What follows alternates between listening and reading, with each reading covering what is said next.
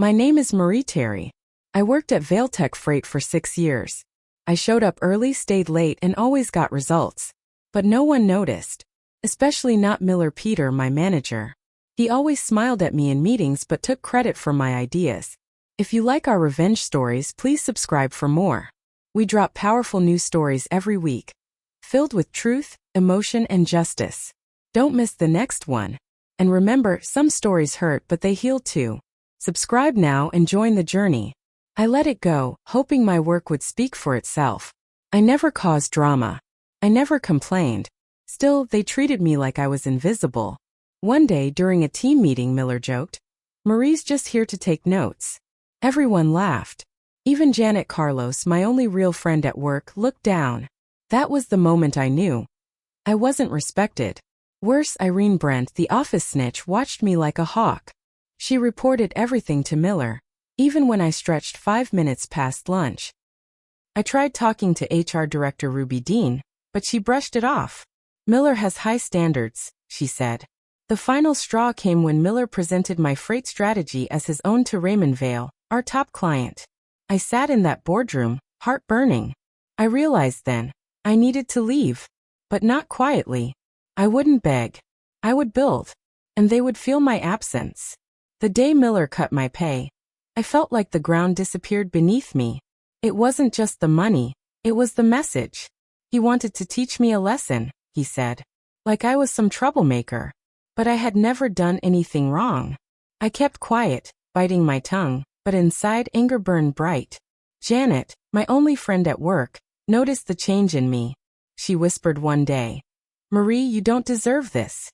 Miller's jealous because you're better than him." Her words gave me hope, but also fear. How could I fight a boss like Miller? At home, I stared at my bills, wondering how to make ends meet. My confidence cracked, but I refused to break. I started planning. I knew Vailtech's biggest client, Raymond Vale, trusted my work. Maybe it was time I stopped hiding and took control. If you like our revenge stories, please subscribe for more. We drop powerful news stories every week, filled with truth, emotion, and justice. Don't miss the next one. And remember, some stories hurt, but they heal too. Subscribe now and join the journey. I called Lori Brooks, an old friend who was a lawyer. I told her everything. She promised to help me understand my rights and prepare for what I planned next. For the first time in months, I felt a flicker of power. I wasn't just a shadow anymore. I was ready to fight back. After talking to Lori, I felt more determined than ever. She explained my rights at work and told me to keep records of everything Miller did. I started saving emails, taking notes, and even recording some meetings, quietly, so no one would notice. Janet helped too. She gave me insider tips about Miller's plans and warned me when trouble was coming. "Be careful," she said. "He's watching you closely." One afternoon, Irene Brent, the office snitch, tried to catch me making a mistake. She stood too close during a call, waiting for me to slip up. I didn't. I stayed calm, even smiled. I wasn't afraid anymore. Meanwhile, I began talking with Raymond Vale's team. I made small improvements to our projects and shared ideas directly with the client's staff. Raymond noticed. He sent me a message thanking me for the extra effort. That was a win. At home, I practiced what I'd say when the time came to leave. I imagined walking out with my head held high, knowing I had something better waiting. I was no longer the quiet worker who let others take credit. I was becoming the woman they'd regret pushing out. The tension at work grew thicker every day. Miller's insults became louder, and his control tighter. He cut my responsibilities and gave them to others who were less capable. I kept my head down, but inside, I was planning my next move. One afternoon, during a team meeting, Miller openly criticized me for a small mistake. The room was silent, but I saw the smirks on a few faces. Irene sat nearby, taking notes like a spy. I didn't fight back. Instead, I waited. I knew he wanted me to lose my temper, to give him an excuse to fire me. But I stayed calm and professional. After the meeting, Janet handed me a message from Raymond. He wanted to meet privately. This was my chance. At the cafe, Raymond praised my work and told me he had been frustrated with Miller's management. "We need someone who actually cares," he said. I smiled. For the first time in years, I felt hope. I was ready to leave. Not as a failure, but as someone with a plan. Someone who could change the game. Miller thought he was winning. He had no idea what was coming. After meeting Raymond, I knew I had to act carefully. I couldn't rush. Miller was powerful, and he had allies. One wrong move, and I'd lose everything. That night, I sat at my kitchen table thinking. I wrote down every unfair thing Miller had done. Every time he took credit, every insult, every rule he broke. I needed proof. Janet became my secret ally. She shared information about upcoming client meetings and Miller's mistakes. She warned me about Irene, the snitch, who was always watching. I also talked to Lori Brooks, a lawyer friend. Lori said I should gather all evidence quietly. She told me, when you're ready to leave, you need a plan that protects you. I agreed. I wanted more than to walk away. I wanted to win back what Miller stole, and more. Every day, I kept working hard, hiding my real plan beneath a calm surface.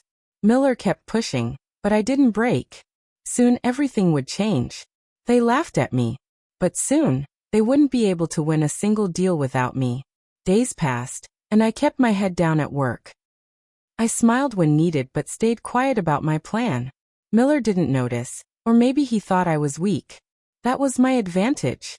Janet and I met secretly during lunch breaks. She told me more about the company's biggest clients and Miller's risky decisions. I learned where he made mistakes and who was unhappy with his leadership. Irene was still spying, but I stayed careful. I never gave her anything to report. Instead, I used her presence to my advantage. If Miller thought I was watching my step, he let his guard down. Meanwhile, I began reaching out quietly to some of the top clients. Not to take them yet, but to remind them I was the one who really understood their needs. I listened to their problems and promised solutions Miller never gave. Slowly, they began to trust me again. I was building relationships in secret, preparing for the right moment. Patience was hard, but I knew this was the only way. Soon Miller's world would crumble, and I'd be standing tall. It happened faster than I expected. One morning, a call came from Raymond Vale's office. The CEO himself wanted to discuss a problem with our freight delivery. Miller was supposed to handle it, but I answered instead. I stayed calm and promised to fix the issue immediately. Raymond sounded frustrated, but he listened. I asked questions and took notes, showing I cared more than Miller ever did. After the call, I worked late into the night. I coordinated with the shipping teams, found the delays, and arranged a faster route. By the next day, the problem was solved. Raymond sent a thank you email. It was short but clear. He appreciated the quick action. Word spread quietly among other clients. They began asking for me, not Miller. Janet smiled when she told me, "You're finally being seen." Miller noticed too. His cold looks grew sharper, but I didn't care. I was proving my value where it mattered most, to the clients. This was my first small victory, but it meant everything. I was no longer invisible. I was becoming unstoppable. Janet became my secret weapon. She shared inside information that helped me stay one step ahead of Miller. Whenever there was a new project or client request, Janet whispered the details to me before anyone else knew. One day, she warned me about a tricky client who was unhappy with Miller's team. "If you can fix this, Marie, you'll really shake things up," she said. I agreed, feeling a spark of hope. I researched the client's history, studied their needs, and prepared a new plan that would solve their biggest problems. When I presented the plan, the client was impressed. They praised my understanding and attention to detail. Soon they switched their business entirely to me. Miller's face twisted with anger when he found out. But it was too late. My reputation was growing fast and clients were starting to ask for me by name. Janet smiled. "You're rewriting the story here." I felt a new confidence building. I wasn't just surviving the toxic environment. I was fighting back with skill and patience. And every win made it clearer. I wasn't going anywhere. I knew Irene Brent was watching me. She was always lurking around, trying to catch me making a mistake. Her eyes followed me everywhere, and I could feel her reporting back to Miller like a spy. One afternoon, Irene saw me helping a client with a question that wasn't part of my job. Later, Miller called me into his office, his face cold. Irene told me you're stepping outside your role. That's not how things work here, he said. I kept calm. I'm just trying to keep the client happy, I replied quietly. Miller smirked. Be careful, Marie. Rules exist for a reason. But I wasn't scared. Irene's spying only made me more determined. I realized that every move I made was being watched. So I had to be smarter. That night I talked to Janet. Irene's not just watching, she's trying to trap me. Janet nodded. We'll use that. If she thinks she's winning, she'll slip up. I smiled. The game was getting dangerous, but I was ready. It was time to turn their own tactics against them. After the meeting with Miller, I knew I couldn't fight this battle alone. I needed allies, people who believed in fairness and saw the truth. Janet was my first choice. She had always supported me quietly and knew the office politics better than anyone. Janet, I'm going to need your help, I said. She smiled, relieved. I've been waiting for you to say that. You're not invisible to me. Together, we started gathering information. Janet had access to files and emails I couldn't see. She quietly shared what she found. Emails where Miller took credit, memos that showed his lies. I also reached out to Lori Brooks, a lawyer friend who had helped me before. I told her everything and asked for advice on protecting myself legally. Lori warned me, you have to document everything. Save every email, every message. If Miller tries to fire you or punish you, you'll have the proof. I felt stronger. I wasn't just a powerless employee anymore. I was preparing to fight back and win. The next step was clear. I had to plan my exit carefully but make sure they felt the loss. I spent the next few weeks working quietly but carefully. Every email, every report, every meeting became a chance to gather proof of Miller's lies and theft of credit. Janet was a big help. She gave me copies of documents no one should have kept. Each file showed how Miller was not just taking credit, but also risking the company's future with bad decisions. At home, Lori helped me organize everything. We'll build a strong case, she said. If they fire you unfairly, we can fight it. I kept my head down at work, but inside I was preparing. I updated my resume and reached out to contacts outside Vale Tech. I even began talking to Raymond Vale's assistant, casually asking about what Raymond needed most from us. The plan was simple. Leave Vale Tech with a bang, not a whimper. I wanted them to realize how much they'd lost when I was gone. And I wanted Miller to understand the cost of his greed. The countdown had begun. One afternoon, I overheard Miller yelling at Irene in the hallway. Keep an eye on Terry. If she makes a move, I want to know first. I clenched my fists. He thought he controlled everything. But he didn't see me coming. That evening, I met Janet at a quiet cafe. She handed me a USB drive. This has copies of emails where Miller approved risky deals and lied about the results. I stared at it. This was what we needed. Proof. I thanked her, heart pounding with hope and fear. Back home, Lori and I spent hours reviewing the files. We found evidence of Miller stealing company funds and hiding it in reports. This is enough to bring him down, Lori said. But we needed to act carefully. One wrong step and Miller would crush me before I got the chance. I took a deep breath. It was time to prepare my exit. No more waiting. No more hiding. They had laughed at me. Now the game was on. I felt a mix of fear and excitement as I started reaching out to contacts outside Vale Tech. I knew I couldn't stay in that toxic place, but I needed a plan. Janet helped me connect with Raymond Vale's assistant.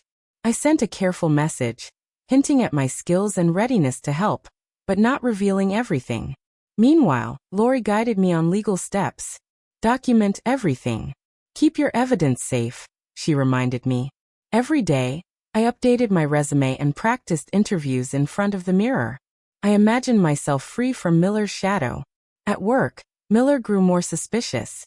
His sneers deepened, but he couldn't touch me yet.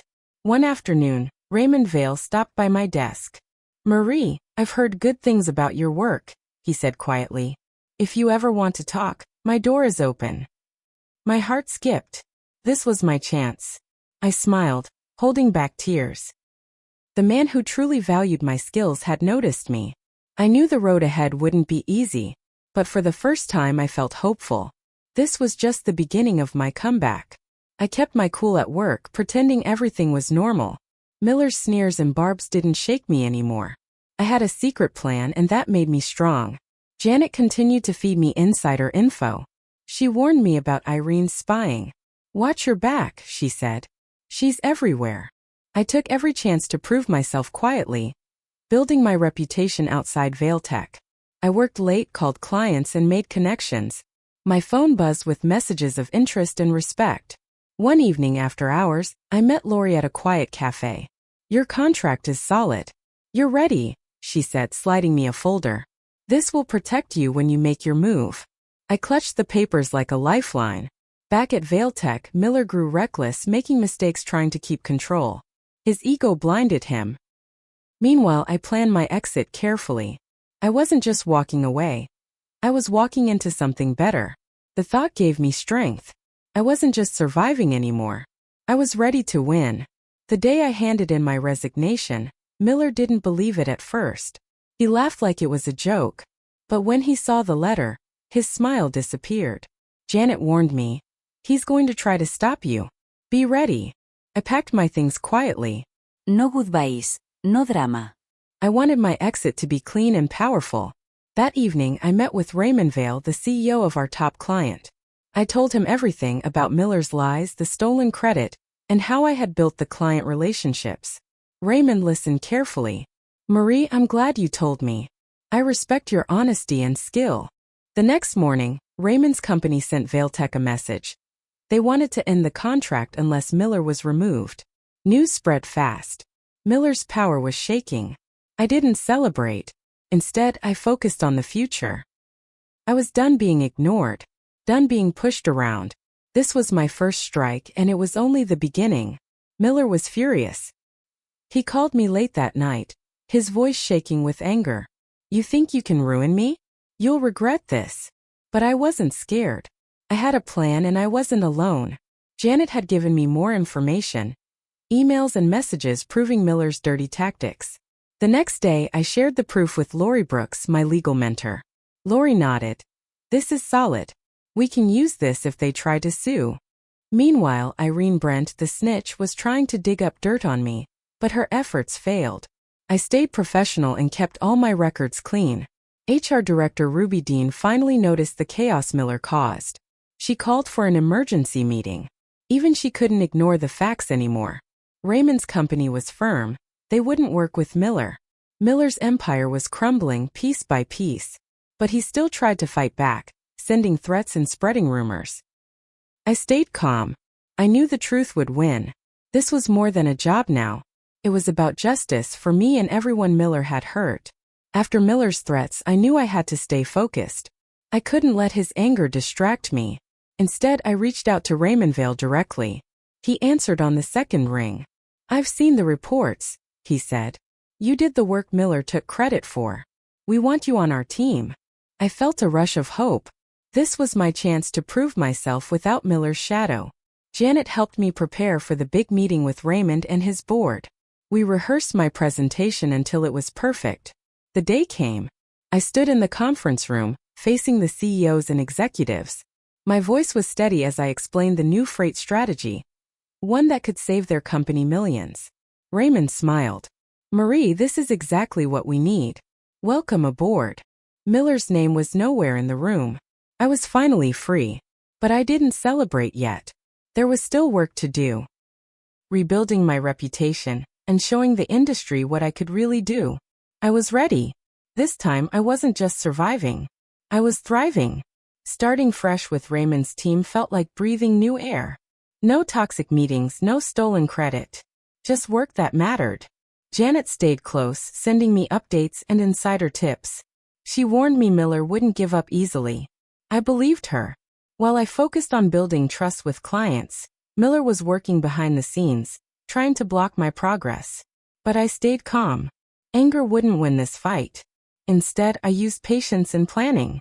I built relationships one call, one meeting at a time. I listened more than I talked, learning what each client truly needed. Soon the results showed. Deals started closing, and clients sent praise to Raymond, mentioning me by name. Word spread. The same people who ignored me before now asked for my advice. It felt good, but I didn't let it get to my head. I remembered what Lori told me. Power isn't loud. It's quiet. It's steady. And I was ready to be that quiet power. Miller's threats faded into background noise. I had bigger things to focus on. Because this time, I was in control.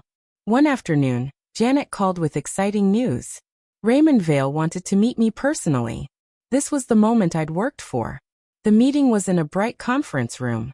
Raymond smiled warmly. Marie, I've heard great things about your work. Your strategy is exactly what we need. Hearing that felt like winning a battle without firing a shot. I explained my ideas clearly, showing how I planned to grow the company's reach. He nodded thoughtfully. Afterwards, I felt hope rise. This wasn't just about revenge anymore. It was about my future. But Miller wasn't done yet. That evening, I got a message from Irene Brent. She'd been caught snooping through my files. Ruby Dean still ignored my complaints. Miller's games wouldn't last forever. The truth was coming, and I was ready. The next morning, Lori and I met at a small cafe. She explained the legal steps I needed to take to protect my work and reputation. It felt like armor being forged around me. We filed formal complaints against Miller and the company's management for stealing my ideas and creating a toxic work environment. Lori reminded me to keep all my records safe, every email, every note, every contract. I was scared, but more determined than ever. At work, Miller's attitude shifted. He was cautious now, knowing I wasn't backing down. Irene tried to send more rumors my way, but Janet warned me ahead of time. Raymond Vale continued to support me quietly. I started receiving offers from other companies impressed by my skills and integrity. That gave me power. I wasn't just fighting to prove myself anymore. I was fighting for justice. Every day, I felt stronger, more confident. No longer a shadow. I was becoming a force. Miller may have thought cutting my pay would stop me. Instead, it only fueled my fire. And soon, I would show everyone exactly what that fire could do. The calls started coming in fast. Companies I never thought would notice me reached out, interested in my expertise.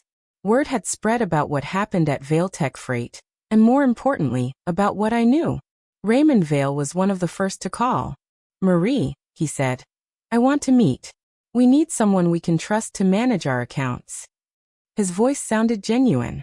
It was a chance to prove myself outside Miller's shadow. I told Lori about the offer. She nodded. It's perfect timing. Just make sure the contract protects you. Janet was thrilled for me. And for the first time, I felt the excitement of new beginnings instead of fear. But there was still the battle with Miller. He wasn't going down without a fight. He tried to sabotage me, spreading lies and trying to block my meetings. I stayed calm. I had proof. The emails, the recordings, the contracts, already.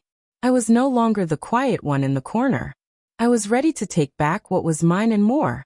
Miller's smear campaign was relentless. Emails with false accusations landed in clients' inboxes. He whispered rumors at industry events. I heard from Janet how he tried to turn Raymond Vale against me again. But every attack only made me stronger. I kept sending clear, honest updates to my contacts. I showed them the real facts. The emails proving Miller stole my ideas, the records of his unfair treatment. Raymond didn't hesitate.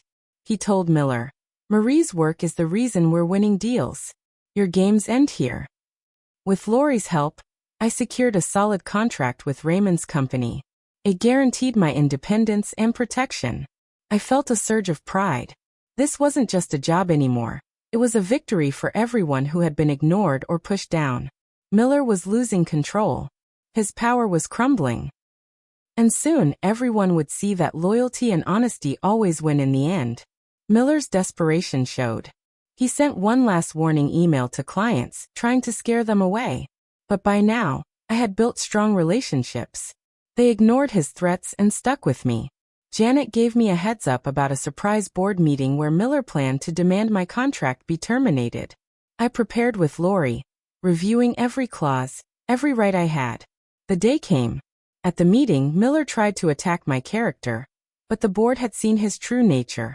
Ruby Dean finally spoke up, admitting she'd ignored complaints for too long. With clear evidence and support from Raymond and the board, my contract was extended, and Miller was removed from his position. I felt relief wash over me. It was more than a win. It was justice.